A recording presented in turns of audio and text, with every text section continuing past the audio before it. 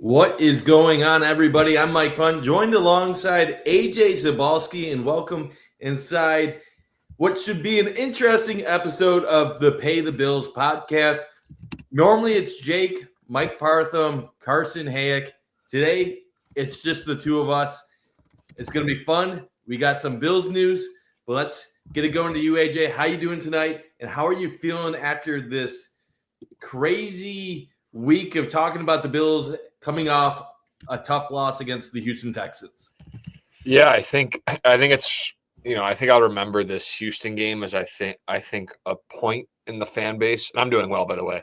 A point in the fan base where I think everything, not everybody's jumped off the ship, but I think more than half or 70%, 80% of fans are ready for change. And I think that's been trending that way.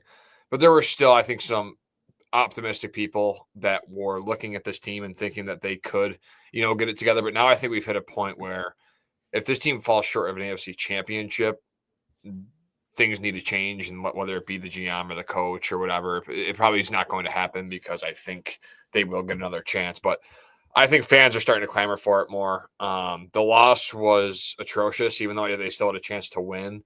It's hard to even go back to that night. It felt like, the offense in the first half or the defense in the first half could not get it going. The offense did enough. They went for it on their own 30-yard line, did a tush push on 4th and 1, which they should have done against Miami, but they decided to punt it away in that game, and Miami ended up scoring on the following possession. So McDermott learned from that. They go for it. They're aggressive. They pick it up, and then later in the drive, James Cook busts one, an explosive play in the run. Then Prater misses the extra point. So I think this Bills offense in the first half was good, and then in the second half, you just saw Will Anderson, Danielle Hunter, the predictability of this Bills offense really take shape. And I think you saw the Houston Texans and what they do defensively really well. Their pass rush was working with their secondary, and they were working really well as a unit. D'Amico Ryans, the head coach of the Texans, said that was the best game. He feels like they worked together as a unit in terms of rushing the passer and in coverage. And when you have an offensive line that they're not really getting a lot of bumps or help from their running backs or tight ends in the pass blocking game because they want more guys out there because they don't feel confident that guys can get open.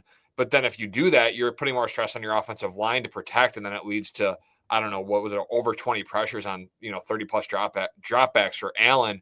It just becomes a disaster. And I think this Bills offense was not able to function because of it. And, costly mistakes, Allen's 2 picks, the Shakir fumble, that gives the Texans their 3 points in the second half. And the Bills just couldn't come up with the big play. They had the ball late. They came up with the 4th and 27, but it just wasn't enough. And again, I think the recipe to beating this Bills team, stop the run, although the Texans had some trouble with it, get to the quarterback, affect Josh Allen, blitz him. They're terrible on third down and against the blitz this year. And it's resulted in a lot of mistakes, a lot of turnovers, a lot of punts. And this Bills offense just could not find its rhythm after that. And the Texans took full advantage. So embarrassment. You lose to Davis Mills. I had a tweet. You lose to Davis Mills, Tua, and Michael Penix in the same season, but also beat Mahomes, Lamar, and Baker. It's just been a whirlwind of emotions for this team, and I think it's finally hitting that breaking point with fans that they're not really going to put up with it much longer. Yeah, this Bills team is good enough to beat anybody any given Sunday, and they're bad enough and inconsistent enough to lose to any team any given Sunday. And the frustrating thing with this squad is I think we're used to seeing this Bills team with not a higher ceiling than what they have now, but a much higher floor, to where in the past when they would go through these ruts and they would struggle and they would go 11-6, you'd say, well, the Bills gave that game away. They outgained them by 100 yards, but they threw some stupid interceptions and they never should have lost the game, and some crazy sequence of events happened leading to the loss. It's happening more and more now to where when the Bills are losing, it's not the result of them giving a game away. It's the result of they just honestly were the inferior team. And I know that the Bills outgained Houston in this contest by quite a bit, but the Texans were the much better team. Their pass rush was getting to Josh Allen the entire day. They were explosive off the line. The Bills' run game did have some bright moments, especially early on with the James Cook explosive touchdown. But you think about it, if they don't get a Ray Davis touchdown on a kickoff return, you're talking about 12 total points scored by the Bills offense in this game. And then even defensively, I know the second half they adjusted. They held Houston to under 50 yards in the second half. But when it mattered the most in the second quarter, right before the end of the half, they can't get a stop against Davis Mills. That's unacceptable. And then the turnovers obviously gave away some points, a pair of field goals, and the Bills miss an extra point, which then forces them to go for it on fourth down midway through the fourth quarter, and then they have to go for it again. And then just even the lack of discipline. Deion Dawkins getting a false start on a 4th and 1. Horrible situational awareness by him right there. And, there's a lot of things that are just not going the way that things traditionally do for the Bills. And that's something that they have to fix. But will they be able to before the end of the season? Who knows? So that gets me to the theme of the show. We're not going to focus a lot of time on the Texans. I think we all know that was a poor performance and what it means to the Bills. It's been gone over quite a bit over the weekend and on Monday. Now we're getting on to the Steelers, and this is going to be a big one for the Bills at 7-4, taking on a 6-5 team. There's wild card implications here. The Bills are not going to win the AFC East this year. It is just not in their favor mathematically with the way things sit. So, AJ, let me ask you this. Are the Bills cooked, pun intended, after the Bills sign Brandin Cooks and already have James Cook? Are the Bills cooked right now? Yeah, I made the tweet after the Chiefs lost in a game I thought they would never lose, right? The Chiefs I know would never lose a game to Denver on the road a couple of weeks ago, and they did. Because we're all used to them winning the division, Andy Reid out scheming in the big moment, and the Chiefs coming away with that fourth quarter last second victory. And I made the tweet like the Chiefs might be cooked. So if I'm saying that about the Chiefs, who I know are 6-5, but they're analytically they're a much better team than the Bills. They're just losing in closer games. They haven't really got the benefit of the refs this year, to be quite honest, and they also have had bad turnover luck like the Bills. So there are some similarities, but also some differences.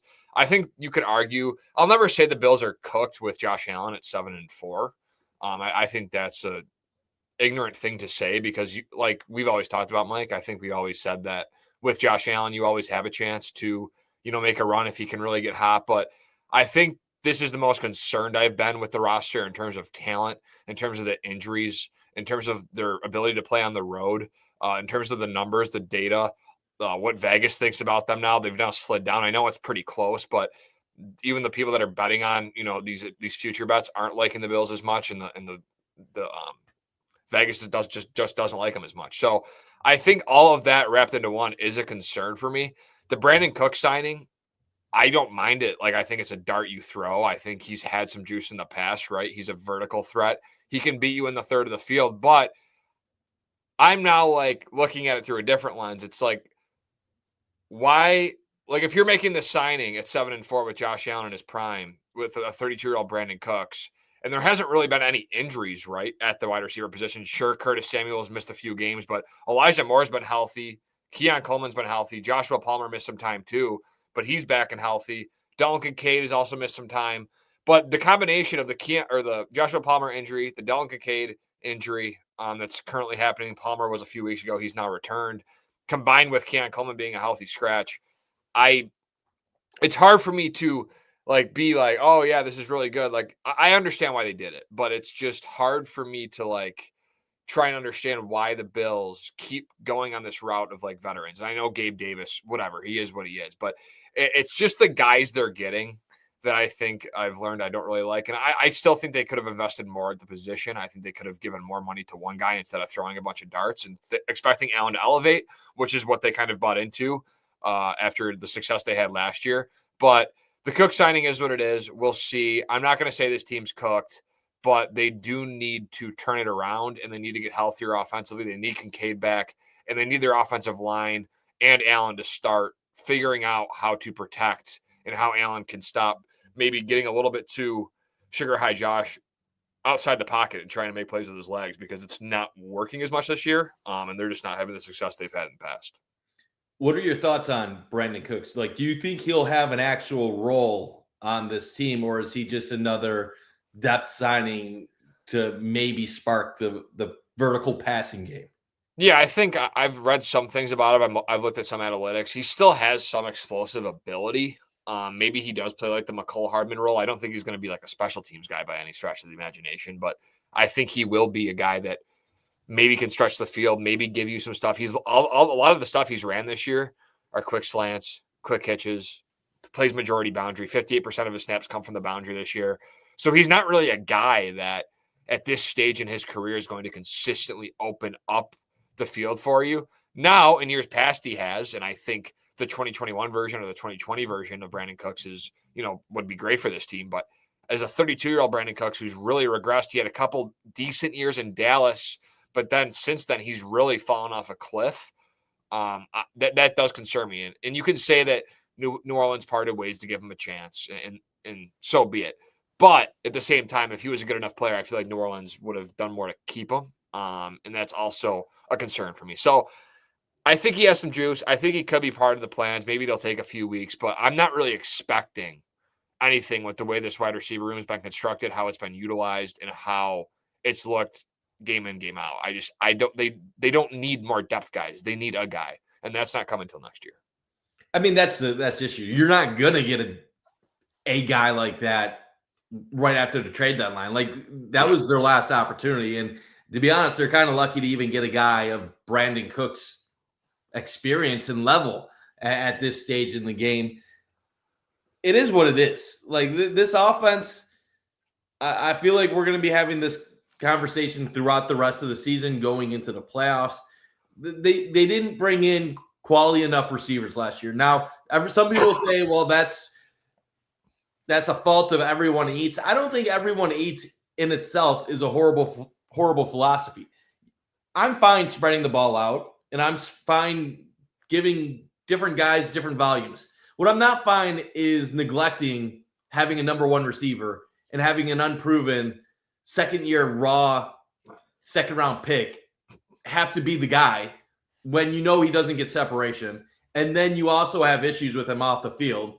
And then you're mid-season and you're asking Josh Palmer and Gabe Davis to be your saviors in a passing game. And yes, I do think those guys can help you out versus what you had, but they help you out because you have been so bad throwing the ball that you literally have no other weapons. And yes, it does hurt that Dalton Kincaid is not available and that this team does not have a deep threat. I think Brandin Cooks, he'll bring you wide receiver 5 production, wide receiver 4 production. But if he can do some of the small things that they haven't been getting, that might help them 1 or 2 plays a game that can make a difference. Maybe it leads to a first down conversion on 3rd and 5 that keeps the drive alive. It's the marginal things right now that do matter for this offense.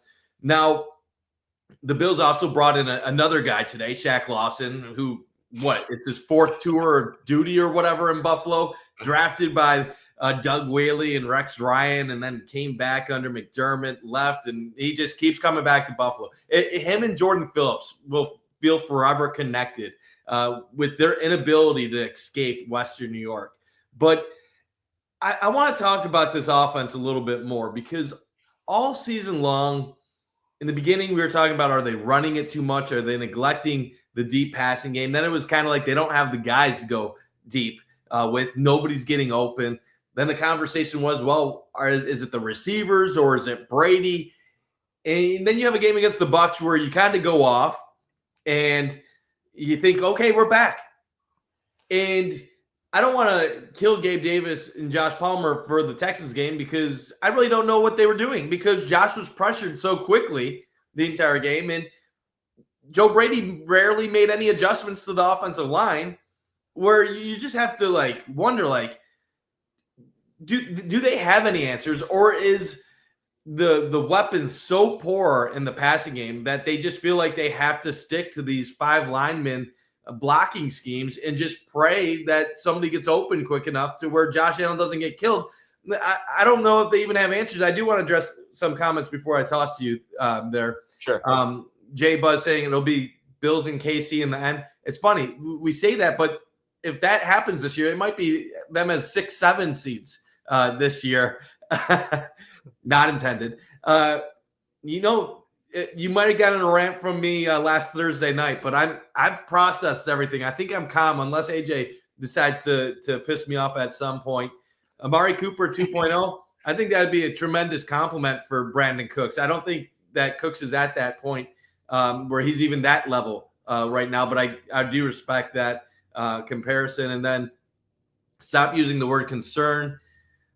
I mean, I think concern is a fair word. I understand you might not like it, but concern, I don't like saying sucks and stuff like that. But obviously, we'll see where things go. But AJ, give me your thoughts. Is this offense fixable? And even when I say that, they're averaging around 28 points a game. So it's not like they suck.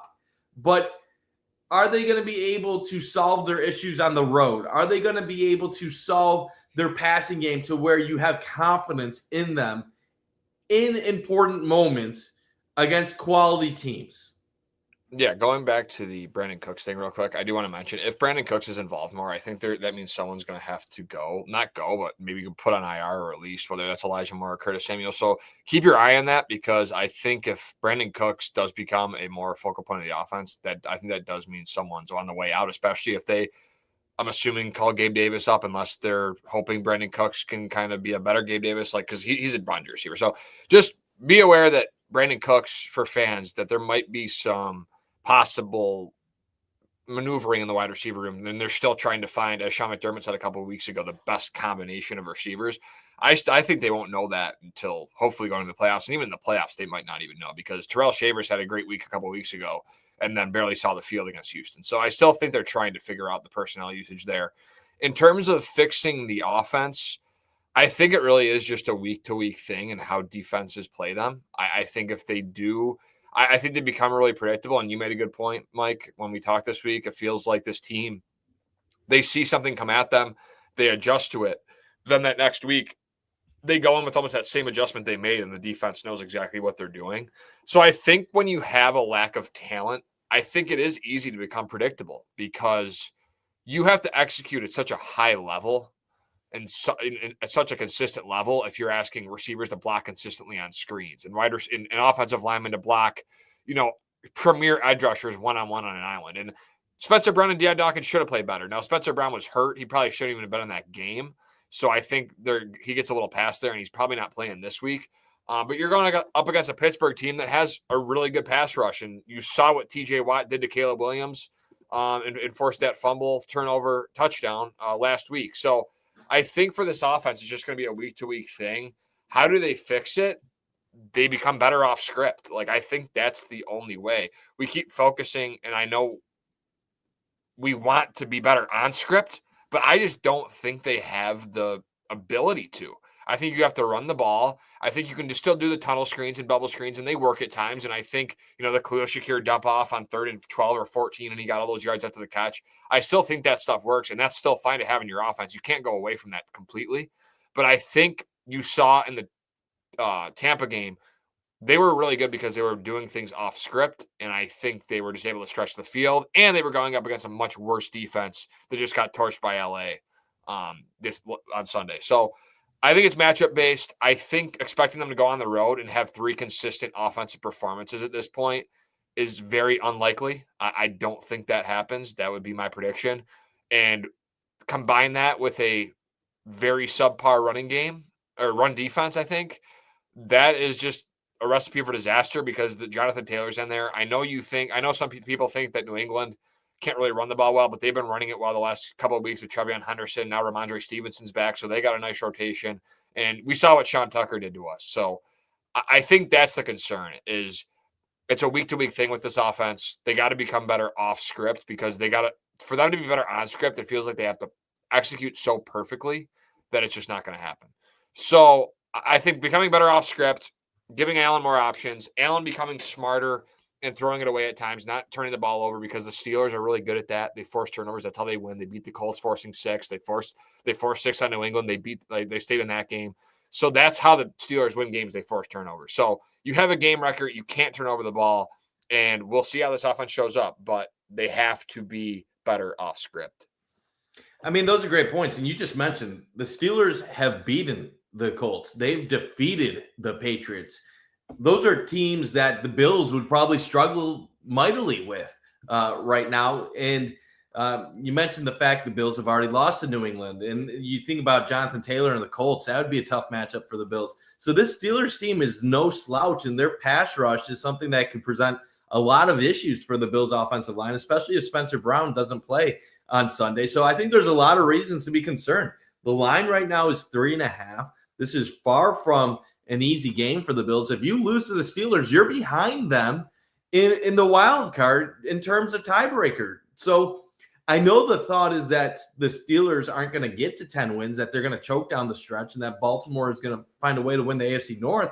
But if somehow Baltimore wins the AFC North and Pittsburgh gets to 10 wins and you lose this game, you're going to be in a really tough situation. Now, going into this week, the New York Times playoff machine still gives them about a 68% chance of making the playoffs, even with a loss to Pittsburgh. But a lot of that is because it assumes the Bills are going to beat the Jets and beat the Browns and probably get a win over the Bengals, which now that Joe Burrow is back might not be as easy. So then you also have to try to get a win over the Patriots, and then it gets a little bit more difficult. So you'd rather beat the Steelers and set yourself for a much easier path going forward than bring in all these other equations that, quite frankly, even the Chiefs are dealing with right now. The Chiefs are looking up at the Bills, the Jaguars, the Chargers, and they're in a situation where if they lose to the Chargers head-to-head, they're going to lose tiebreakers against all three of those teams, and they'll have to get one more win at the end of the season, and they're a game behind, which means they'll have to play 2 games better over a 6-game stretch, which is far from a guarantee. So there's going to be a lot of stuff that we need to talk about regarding the Steelers game. We're going to get to the Steelers later in the show, and we're going to talk about playoff implications and what's going on with the rest of the AFC and what our thoughts even are of the Bills maybe even making a run. I know you just said it's going to be tough if you're going to have to go on the road 3 consecutive games. But let's talk about this defense, AJ. This has been a disappointing year. I thought they would struggle last year, and they did, but they created a lot of takeaways. This year, the takeaways are gone. The Bills aren't generating anything in terms of takeaways, and the pass rush that started the season strong has become non-existent ever since Joey Bosa has dealt with his injury where he's wearing a club. Michael Hoyt is out of the lineup. Greg Rousseau, despite amazing PFF grades, he is non-existent in terms of generating sacks and pressures. So you're not going to get Ed Oliver back until the playoffs at the soonest. This defense, what do you do right now? The linebackers are awful. I know everybody in this fan base loves Matt Milano and Terrell Bernard, but they have been awful. And I understand that they've both been injured and been dealing with stuff. Bernard is now week to week. Even when he was healthy, you weren't getting a positive out of him. Milano ranks as one of the worst linebackers in the league right now, according to some grades. Your secondary might be the strength, but in a big moment, you let Davis Mills drive the entire field down with 1:10 left, and on a 2nd and goal from the 9-yard line with no timeouts, you let them throw a touchdown pass. You let them regain all the momentum in this game. This defense, I know the metrics are going to say points allowed, they're okay. They're probably in the low teens. In my opinion, this is one of the worst defenses in the NFL. I don't care what any advanced metric says otherwise. Their run defense is so putrid. It's awful. And my thought is this. It's okay to be a nickel if you have an average run defense because you get teams in 2nd and 3rd and longs, they pass, and then eventually they'll make a mistake and you're playing from ahead. If you're a team that lacks an explosive offense, and more so an explosive passing game, and you're playing from behind and you can't stop the run, you are going to get taken advantage of on a weekly basis. And I think that's what we're experiencing with the Bills team right now. The offense isn't what we're used to, and the defense isn't what we're used to. And it just creates some of the ugliest football that you've ever seen. There's no fixing this, AJ, is there? I mean, I will shout out Cole Bishop. I think he's played really well, and I know you agree with that, but I just wanted to give him a little shout out. I think he's played, 1, aggressive, 2, physical. I think he's really, he had that great hit on Nico Collins and kind of he blew him up. Nico tried to break the tackle, and then he kind of used his legs, not really trip him, but I think he grabbed his, like without looking, grabbed Nico Collins' leg to save kind of a shoestring tackle. I mean, he was hurt anyway, so he might have dropped, but still, there were some big plays, and that was on the drive that the Texans ended up actually scoring on when Nico Collins went down on that drive.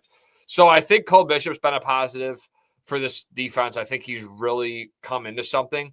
I think that Deion Walker has had his ups and downs, and now he's playing in a really elevated role as a 4th-round pick. So I think it's, you know what you're going to get. You might get a lower ceiling, but you also might, get more of those splash plays with him. And I think we've seen some of those splash plays where we haven't gotten that from a lot of defensive lineman rookie picks under Brandon Beane, aka Landon Jackson or a Boogie Basham. But I think, I don't really know what the fix is. I just don't know if, again, like offensively, the talent is just not there for me, especially with Ed Oliver down.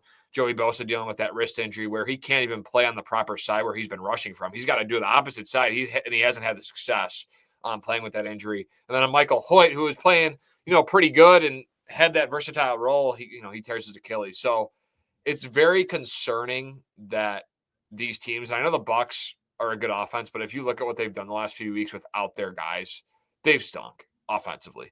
And they went up and put 32 in a shootout with the Bills on the road, led by Sean Tucker. And then, obviously Baker Mayfield had some moments in that game. But, I don't really know the fix, Mike. Like, I think I expected regression. That's what I predicted at the beginning of the year. But you factor in the injuries. You factor in the Terrell Bernard extension. I'm going to question that until he proves me otherwise. The Greg Rousseau extension, I'm going to question mightily until he proves me otherwise. I'm sick and tired of the Greg Rousseau elite run defender aspect, because if he's an elite run defender, but he's on one of the worst run defenses in the league, and he's been part of below average defenses. Now I know he still does make some plays in the run, but it's not paying him whatever they're paying him, $20 million or whatever. I just don't think is worth it for his lack of production as a pass rusher, a pure pass rusher. And it hasn't clicked. There's no growth. He's only trending down in terms of sacks. He had 8 a couple of years ago, and he's just getting worse. So in terms of sack production. So I question that extension. And then you look at them, the Taron Johnson extension, Mike, like now he's in his early 30s. Is he the same player? He's been, struggling at times. He single-handedly kind of put the Texans in scoring position on that one drive. And he's been hurt. Cam Lewis has looked better at times than him. You look at, Matt Milano, Shaq Thompson has looked better at times than him, maybe at all times when he's on the field. So even when they've gone base, Mike, they've tried to switch it up. They've tried to put 3 linebackers out there with Bernard, Dorian Williams, Shaq Thompson. They've tried to go 3 linebackers with Milano, Bernard. Like, they tried to mix it up. They tried to do everything possible. And that same thing is happening. Like, the receivers, it feels like no matter who they put out there, eventually it breaks, or eventually they can't figure it out, or eventually it limits them. Same thing with the linebackers. Doesn't matter who they're putting out there. They're not collectively working as a unit. And I think, like you said, with the lack of turnovers that they're forcing on other opposing offenses, and just the explosive plays they give up. They're 32nd in explosive play rate. This team just consistently, whether it's in the run or pass, gives up consistently chunk plays. I mean, you think of that Drake London play, we'd probably still be talking about that right now if his foot stayed in bounds. Now, Taylor Rapp made a great play, but I mean, that was just awful. I don't think I'm still over that if I'm still bringing it up. But it's a frustrating thing because they've invested so much on the defense. Sean McDermott's supposed to be a makeshift defensive mind with a young coordinator that really developed all the linebackers and safeties in our system. And ever since Bobby Babbage became D coordinator, where's the development? Is Terrell Bernard developed? Cole Bishop's developed, but what are you getting out of a Jordan Poyer? What are you getting out of a Trey White now that Max Harrison's in concussion protocol? They're relying on 30-year-old veterans that they still maybe think in their mind are from the 2021 defense. Milano, Taron Johnson, Trey White, Jordan Poyer. Those guys aren't the same. And then you pair that with the injuries and the regression in the linebacker play from Bernard, the guy you extended, the regression in Benford from the guy you extended, and the regression from Rousseau and a guy you extended. That's just a terrible combination. So I'm with you. This is definitely the worst defense of the Sean McDermott era, and I don't know if there's any fixing it. You're going to have to hope that you force quarterbacks into bad decisions. You force a fumble. You're not offsides when you force a fumble. Like, they got to play perfect. They got to be able to turn the ball over and get it done with turnovers because the run defense, like you said, Mike, is just it's so. Woody Marks looked great too. I mean, I know he was silent in the second half, but he looked good in that first half as well. So it's just these guys. I feel like there's no answer, Mike. There's just none. I mean, that's why I finally have gotten to the point that I've gotten to this. And I know this is going to be polarizing, and there's going to be half the fan base that is saying, about time, Mike. There's going to be another half of the fan base being like, well, these guys got you out of the drought. Show some appreciation. But I think we're finally quickly approaching the point where we have to start considering what are the options? What do you do with Brandin Beane and Sean McDermott? And should they be part of the long-term future? And I think your stance depends on what your expectations are. If you're someone that is like, well, they've brought us great success, they can get us out of this, they can climb out of this and fix it, you're going to be more patient. If you're someone that is like, the goal is a Super Bowl and you're wasting Josh Allen's prime, you're going to be more, let's do it, let's get some change. I've been more of the patient approach because the results and data has always shown, okay, you're still amongst the best teams in the league. If you get the right matchups in the playoffs, you can get it done. I have now changed my tune, and it's mostly because the data now shows that this team is regressing.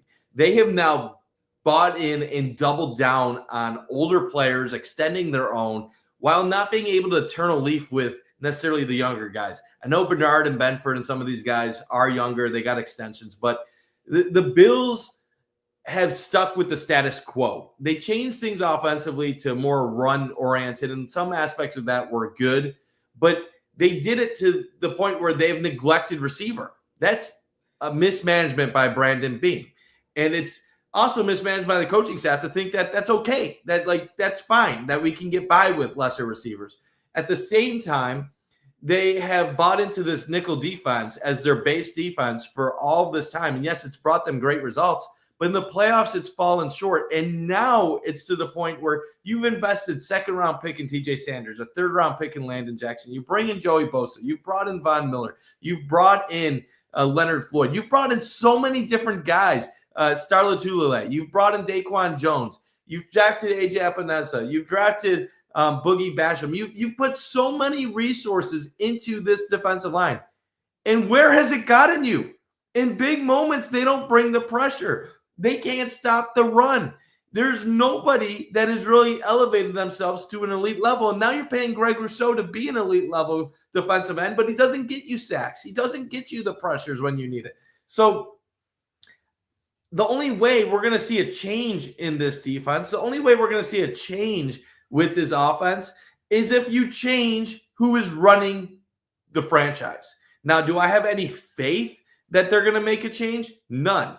Because Terry Pegula has dealt with so much losing with the Sabres, I can't see him making any changes to the one thing that has brought him success, sellouts, like revenue and all that other stuff. But AJ, like it's to the point where, like, if say the Bills were 7-3 right, 8-3 right now, and Allen was starting to light it up, passing it after being run heavy, and the defense was starting to figure some things out with the run defense and make a few timely plays, I could then be like, okay, well, the data says they're still like kind of figuring out. It doesn't feel like they're figuring it out. It feels like they've been figured out and that they don't know how to make that adjustment to get back to where they were. Yeah, I mean, I think that's well said. I think that's actually perfectly said, that maybe they have been figured out and they don't know how to figure it out. I think that's a very fair point. And you even look at it like you go to that 6-6 year where they went 5 in a row down the stretch, I believe. They were playing, still good football. Like they lost a couple heartbreakers. And I'm telling you, if like that team was going on the road against Pittsburgh in this spot, the way Pittsburgh's been playing, they would be more than 3.5 point favorites. The numbers liked them better in those years. They were playing better football in those years. And I still think there was a lot of faith in what the Bills were doing because they were still so explosive offensively. They had the talent. They still had the talent. They just weren't winning late. They were having bad luck. There was a couple of games where I think Jonathan Taylor had a big game against them. But overall, it was also 3 years ago, so we weren't as, I would say, traumatized by all the stuff that's happened since then, going into at that point in the McDermott Beane tandem. But yeah, I think it's fair. Like I'm kind of expecting that they're going to be back. Like you said, I think Terry Pegula is not going to have the ability or the confidence or the, demeanor or the communication skills to go up to a McDermott and Bean after one wild card loss or in all their years of success and be like, hey, we got to move on. Like, I know it's been a fun ride, but we got to move on. I don't think that happens. I think it would have to be a couple of years before Terry Pegula makes a change. So I don't think we're not going to get to that point. So that's why it's hard to talk about it and waste energy on it. But I think it's, that's what fans do. And that's why I think, I think fans have wasted a lot of time and energy. And I'm not saying that you're not accurate or that they're not right about it, because ultimately that's what it come down to if they don't figure it out in the next couple of years. But I think this team just this 7-4 and where they're at and going on the road to Pittsburgh, like I felt like in the years past, I always felt good. And I'm not saying like feelings or real emotions good, but like I felt good about the game. Like if they had to beat Pittsburgh and I knew they had to beat Pittsburgh, I'd be like, oh yeah, they're going to beat Pittsburgh. Like Aaron Rodgers, a 41-year-old Aaron Rodgers. But the way this team's played this year, you just don't know what to expect. So I think there is a sense that maybe they haven't figured out. Maybe Joe Brady's too predictable. Maybe Sean McDermott's defensive scheme. We all talked about, oh my God, Sean McDermott took over the defensive play calling. Look at their defense now. It looks so much better. No, Bobby Babbage is running the same defense that Sean McDermott's running. They're doing the same thing. Maybe the situational play calling is a little bit different, but at the end of the day, it's Sean McDermott's defense. It's just like it was when Leslie Frazier was here and he was calling the defense, and he probably got too much hate for how that all turned out and how he was kind of asked to lead the organization. And now it's having success where? In Seattle, where they're having a really good year and one of the best defenses in the league. So I think, you fired Dorsey. Daboll, got poached from you, but that was already a relationship that I think was going down the drain with McDermott and Daboll at that point. He leaves for New York. That doesn't turn out. You fired Dorsey, kind of got rid of him. You got rid of Frazier. McDermott was DC for a year. That turned out fine, but he felt like he couldn't manage the game as well, so he hired Babbage. It's when is it going to get to the head coach is the question, and I don't know that. But sitting here at 7-4 with a game against Pittsburgh here, I'm just not feeling great. And I don't know if I'll ever feel great this year because of just everything I've seen from this team and the talent that's on the field. I think it's just not going in the right direction. And that's how I feel right now. Now, just remember, if the Bills do miss the playoffs, that means the Sabres will officially end their drought this year. So good news, Sabres fans. If the Bills get bad, that means Sabres will get good. That's inexact Mike Bunt science right there. Meaning, when have you ever seen the Bills and Sabres good simultaneously? It's almost never happened in the history of Buffalo. We're going to end with the Steelers because I think most of us already kind of know what this type of game is. Good pass rush, good defense, like mid offense, really limited. This is a game where on paper the Bills should win. But the Bills have had plenty of these games this year where they haven't won. So let me ask you this. And then I'll get into the numbers of it afterwards. First question is, are the Bills a lock for the playoffs in your mind? And if no, do you still feel confident that they will make it, or are you leaning more towards being a little scared that they could miss it? Yeah, so I don't think it's a lock that this team makes the playoffs. I don't think any team that lets up the explosive plays or gives up the explosive plays the way they do, turns the ball over like they've been turning the ball over, the lack of just execution, the lack of feeling like the other team wants it more. They're not rising to the competition, they're playing to it. They feel like, with the injuries, everything I've already mentioned. No, I don't think it's a lock. Now, I still am confident in this team because they have Josh Allen, and I think they do have enough. They have a culture there. Like this, the guys still do care about each other. There has been a lot of camaraderie in that locker room. A lot of guys have been around. But I do think, and this is funny, no bones about it. 7639 just said in the comments, 10-7 isn't good enough. Need to be 11-6. I do think that's where I'm at. Like, I know mathematically, they could still get in at 10-7, and that's a possible scenario. But I really do think they need to get 11-6. Now, maybe they do get to 10-7 and make it. But in my own head, for my expectation, I want to see 11-6, either a 6 or 5 seed in the playoffs, and I'll feel really good. And that's kind of, I don't know if I'm confident in that.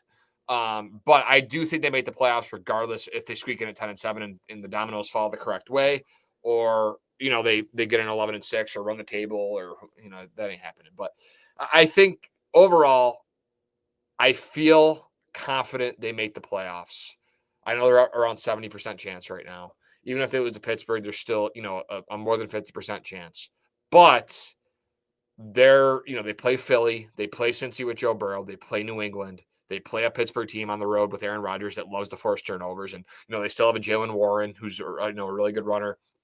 They have a DK Metcalf who can, make big plays. They have Darnell Washington as a tight end who's had a really, actually a really good year for them, who I thought Bills fans might have wanted a couple years ago with his high RAS scoring athleticism. But besides the point, yes, I'm confident that they make the playoffs. No, I do not think it's a lock. Yeah, complete agreement. When you're at 75% chance to make the playoffs with 6 weeks remaining, you are not a lock. Well, to me, lock, you got to be at 95+%. Yeah. And they would have been at that point with a win over Houston, but you're not at that point right now. And it's disappointing because the conversation went from 4 weeks in. Oh my God, Kansas City already had some losses. Baltimore has some losses. Cincinnati has no Burrow. Like, you're going to cruise to the 1 seed. New England was 2-2. Yeah, so now you're sitting here with 6 weeks left. Like, we could mathematically miss the playoffs if a few things don't go our way. Now, I'm still confident they'll make the playoffs. I believe I'm already counting the Jets and Browns as wins, and I know people will say, Mike, you can't count anything against any opponent right now. The Jets and Browns do not want to beat the Bills in December and January. Like, those are the wins that tanking teams have that hurt them more than they help them in the long run. So if the Jets and Browns beat the Bills, shame on both them and the Bills, because it's probably going to hurt their ability to get a quarterback or somebody that they need that can make a difference on their team. And same on the Bills. Like, you're losing to a team that has no right winning. So most of the math says that if the Bills get 3 more wins against AFC teams, that they're above a 70% chance of making the playoffs.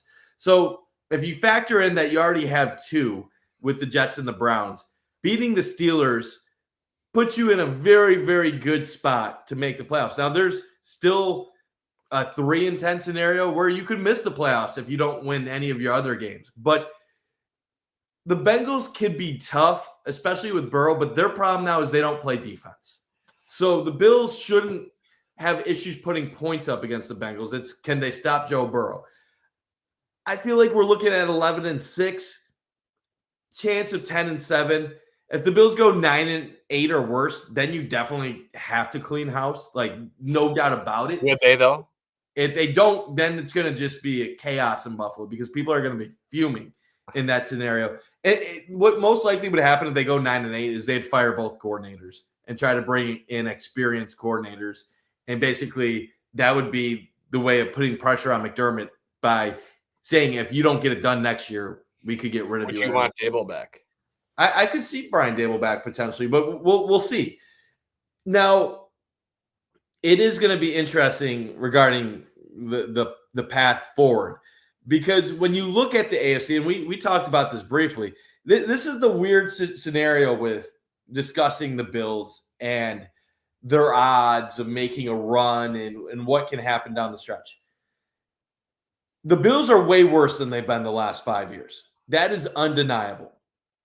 But they still have Josh Allen at quarterback, and they still have an extremely high ceiling when things are clicking.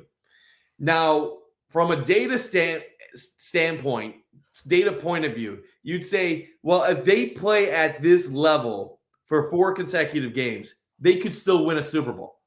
The problem is it's almost impossible to play at that level for 4 consecutive games. Even the Chiefs aren't playing at 100%, 90% every single time they play. But the Chiefs, when they're at 80%, are still better than the majority of teams. That's why they win so much, because even on their off days, they're better than most teams on their good days. But this Bills team on their bad days is down here. Now, if the Bills can find a way to elevate their floor from here to here, they might have a chance to make a run. The question is, do you trust them in a period of less than 2 months to elevate that floor to where when they're in the playoffs, they execute some of the things that they're struggling with right now.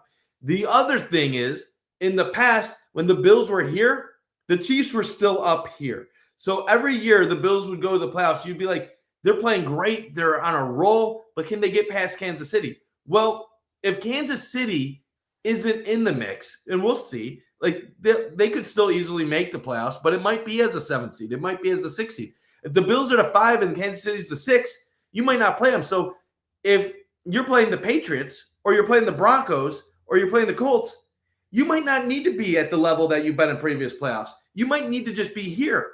So it's tough for me because my head says there's no chance this team makes a run in the playoffs the way they're currently playing. But if you ask me just 1 week at a time, Bills play at Denver, wild card round. Who are you picking? I'm probably picking the Bills because I don't trust the Broncos offense. And say they get to a scenario where the Bills are then playing the Patriots, and it's Drake May and the Patriots versus the Bills. We don't know what Drake May is going to do in that type of situation his first time in the playoffs. There's a lot of pressure. There's a lot of stress involved. What if Drake May doesn't step up to the occasion? Next thing you know, you're 1 game away, and once you're playing for an AFC championship, you can forget the entire regular season. Just who's better that Sunday. So, like, where I struggle with is if Kansas City was the 1 seed or a 2 seed and Baltimore was a 1 or 2 right now, I would say, might as well say the season's over. They're not going to go on the road and beat Kansas City and Baltimore back-to-back weeks to make a run. But we're talking about teams like New England, Denver, and the Colts right now.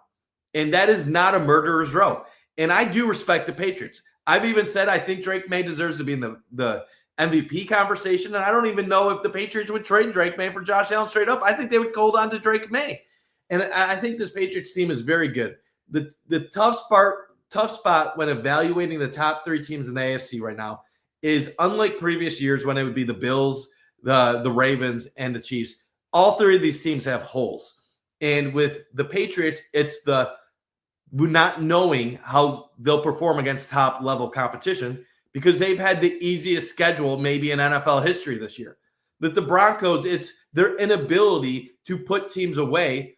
They're winning a lot of close games, but their offense doesn't perform very well in big moments. With the Colts, it's you have Daniel Jones. The Broncos do perform well in big moments. They're a fourth quarter team. They come from behind. And their offense doesn't perform for the first 3 quarters. Yeah. The Colts might not even win the AFC South. Like, Jacksonville's still in it. Houston's still in it. The Colts have a very tough schedule down the stretch. Their last 6 games are all games that they could potentially lose. Not saying they'll lose all of them. They'll probably split half of them. But like, you know what I'm saying, AJ? Like, it's tough talking about this Bills team because on paper, everything says they're done. But you look at the rest of the AFC and you're like, there's no reason for any other team in the AFC to feel like they're the team to beat either. Yeah, I think there are flaws across the board. I think the Bills have more flaws than Indy, Denver, and New England. My point would be, if I was thinking optimistically about this, I would just go to the experience part. Like, how much experience does Bo Nix have in big moments with Sean Payton as head coach? Not many. How many big moments does a first-year head coach and Mike Vrabel have with Drake May in big moments in January? Not many. How many big moments has Daniel Jones been in his career? Maybe one, maybe his first year, his 1 year with Dable when he came over there and they made the playoffs somehow. So I think it's the experience for me that would give me more hope than looking at the teams. Because when I look at the teams, I do think that the reason we feel this way is more they have never been there before. I think if you look at the teams, Denver's a better roster by far than the Bills, and they're a better team. And I know that's right now, but I think New England is too, and I also think Indy is. I think Indy right now, and I know they might not win the AFC South. Jacksonville's playing well. They just escaped against Arizona on a Houston team with a really good defense. But you have, I think, teams that are better than you ahead of you, and you're going to have to do that 3 times. And I know the name Colts doesn't really stand out to you because of a Daniel Jones, but they're still a really good team analytically, and they've been really good this year. Same thing with the Broncos. So I like the Bills over the Broncos. I just don't. The Colts and Patriots are the 2 teams that I think, again, Patriots have played a weak schedule, but I think that's what scares me. But again, if I'm looking at it through the optimistic lens, I do think the lack of experience with Daniel Jones, Shane Steichen, Drake May, Mike Vrabel. I know Vrabel does, but now with Drake May. And then Bo Nix and Sean Payton.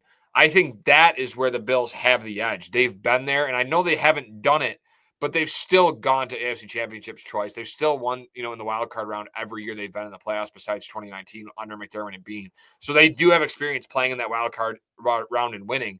And then they've been either tested with Cincy or a KC in the divisional and fallen short. So I think if you play a team that's not Kansas City, you're probably feeling a bit better. But again, with that said, I still do think those teams ahead of them are better than the Bills analytically. And I still think it's going to be very tough, although it can happen. It's going to be tough to win 3 on the road, even if Kansas City is out of the picture.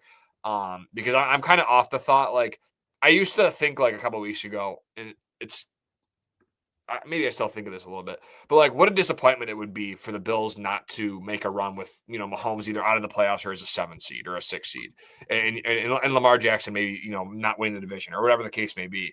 Now I'm at the point where it's like, maybe, the Bills just might not be as good as these teams. And even though Mahomes isn't in it, there might be a reason for that because the teams in the AFC are elevating themselves. So I think there's some regression with both the Bills, Chiefs, and Ravens. I think injuries have played a part in that. And we'll see which of those 3 teams, if can make a run or if they make a run, or if there's new blood in the AFC going into next year with the teams we've already mentioned. Yeah, we'll just have to see. And I see some of the comments here, and I do want to address some of them. 11-6 record would make Buffalo the 6 seed. It's possible. We don't I'd know. rather be the 6 seed. There's too much right now, and then 7th seed at best by Steven. Right now, most of the algorithms that project things have the Bills around the 6. But they can make it at 10-7. There's been talk like the Bills have to go 11-6 to make the playoffs. That is not accurate right now at this moment. They have about a 70 to 75% chance of making it at 10-7 if their 3 wins come against AFC teams. So we gotta be mathematically fair. 70 to 75% means you have a good chance of making it at that record. Now, you still have a 25 to 30% chance where you could miss it, but you have a better chance of making it at 10-7 than what the Chiefs and Chargers and Texans have of even making the playoffs right now. And people are speaking confidently about the Chiefs being able to figure it out, and people still talk about the Chargers like they're going to make the playoffs. So let's be real. 10-7 still gets you a very good shot at making the playoffs. Now, if you lose to Steelers, then it gets a little complicated because you probably have to beat the Bengals, and then what do the Steelers do? Do the Steelers get to 10-7 or they end up at 9-8? The Steelers have a tough road in front of them too. So I'm going to just wrap up the playoff discussion like this. I agree with you, AJ. I think right now the Patriots, Broncos, and Colts are all better teams than the Bills right now. Good news for the Bills, they have 2 months to change that. I would be most scared of the Colts out of those 3 teams just because Jonathan Taylor is such a good running back, and the Bills have made average quarterbacks look solid this year. So I think Daniel Jones could exploit them. The Patriots, there's still enough divisional familiarity to where I think the Bills could find a way to get a win in Foxborough. The Broncos, I'm not scared of Bo Nix and their offense, but I am scared of their defense just absolutely abusing the Bills' offensive line at times. So I couldn't tell you that I'm comfortable with any of those matchups, but if you said, are you more scared of those 3 teams, or are you more scared of what the Chiefs and the Ravens were in the past? I would say the Chiefs and Ravens of the past. I believe that the Bills could make a run. It's just not likely. If I had to say it right now, 10-7 or 11-6, that's probably the most likely scenario. I do think the Bills get in, though, at the end of the day. Let's wrap up with some Steelers talk. We're going to get the show going in the next 5 minutes. Steelers coming off a tough loss against the Bears. They sit at 6-5. They're tied for the AFC North lead, but it was just a month ago. They were 4-1, and the Ravens were 1-5. And we kept looking at the Vegas odds, and we were saying, wow, the Ravens are still overwhelming favorites in the AFC North despite being 3.5 games back. And now it's come to fruition. 3.5-point favorites for the Bills is not a great sign. The Bills have lost a lot of games on the road where they're favored by this 3.5 to 4.5-point margin. What are your thoughts going into the game? What do the Bills need to do to get a win? And then what's your prediction? Yeah, I won't take up too much more time here, but it's funny. The Steelers are 3-4 in their last 7. The Bills are 3-4 in their last 7. So over the last 7 games, these teams, different opponents, but they're kind of on the same track. They're kind of trotting, stuck in the mud. They're trying to figure out who they are. Rodgers obviously went down injured, was against Chicago, so that was a loss for them. They, Mason Rudolph almost won that game for them. But yeah, the Steelers team is what it is, right? Like, if I feel like it's the same Steelers team like it's been for the last 4 or 5 years. You expect them to play, good football, but they're not. Their ceiling's just not high. So if you come in and play a game where you don't turn the ball over and you get to Rodgers and you can stop, a Jalen Warren who's, run the ball, and a Kenneth Gainwell who's really been good out of the backfield.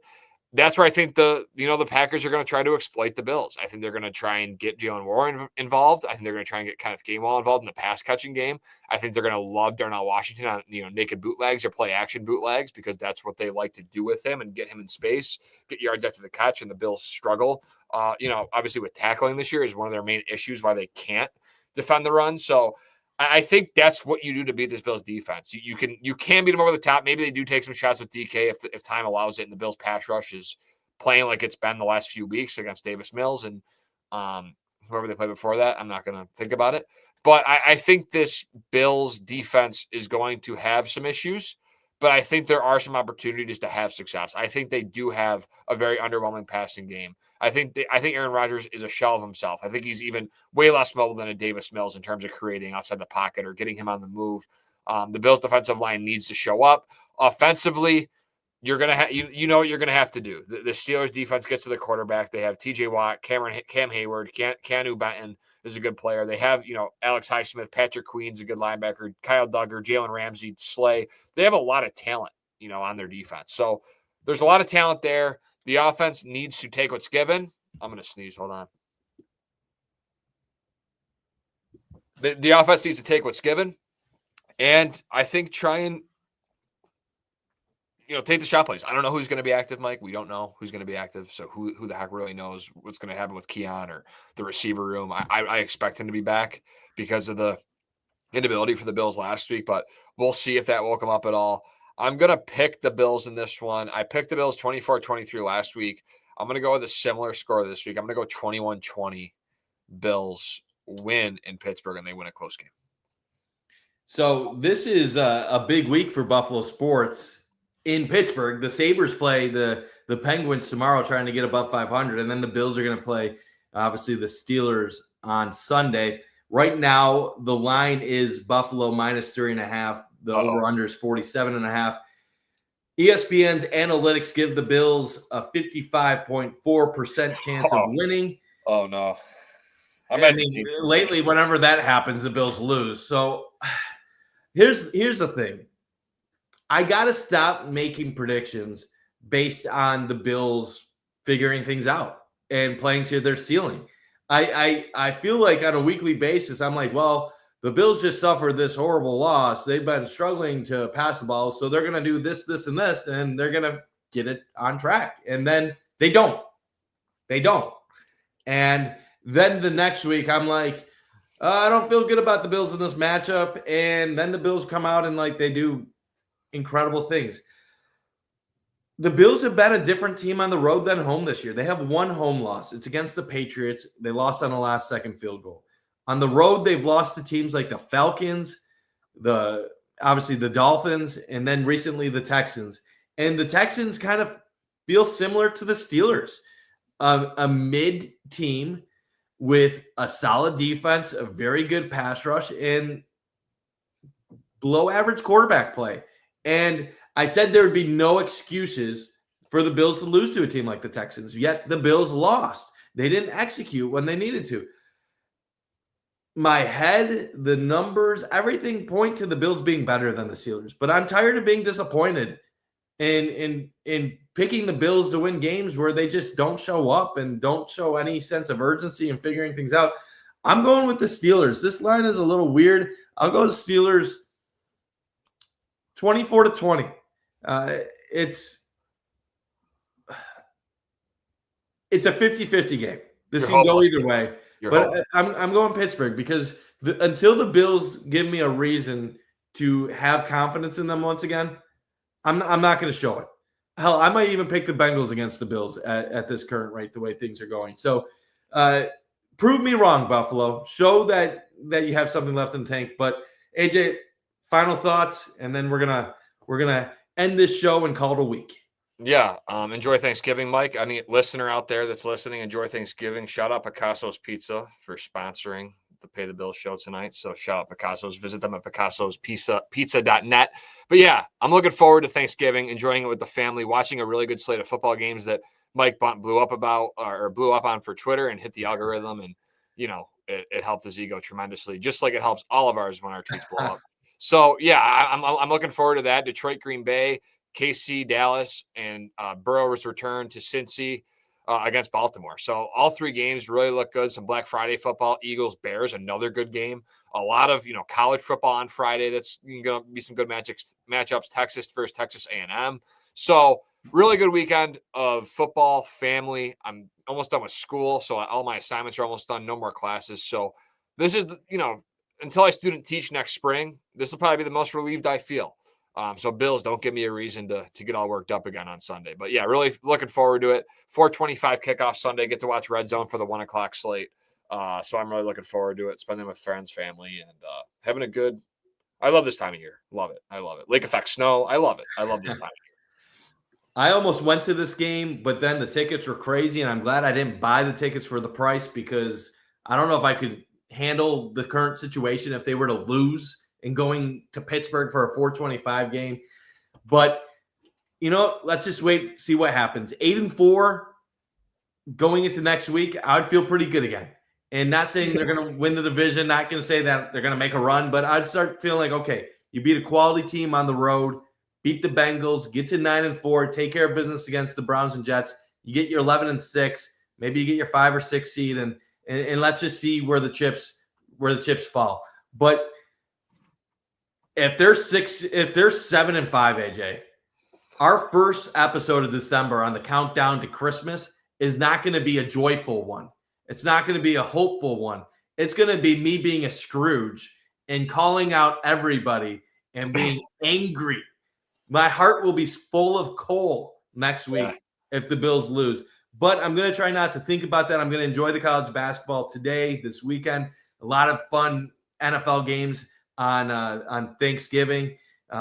Chiefs play the Cowboys, Packers, Lions, Burrow, Jackson, Bengals, Ravens. So it's going to be a great week ahead. And then you got the Bears and the Eagles on Friday, on Black Friday. So I hope everyone enjoyed this show. Appreciate all the comments in the chat, everybody that tuned in on YouTube, Twitter, Facebook, wherever you're watching this stream. And I hope everybody has a happy Thanksgiving. And finally, go Bills.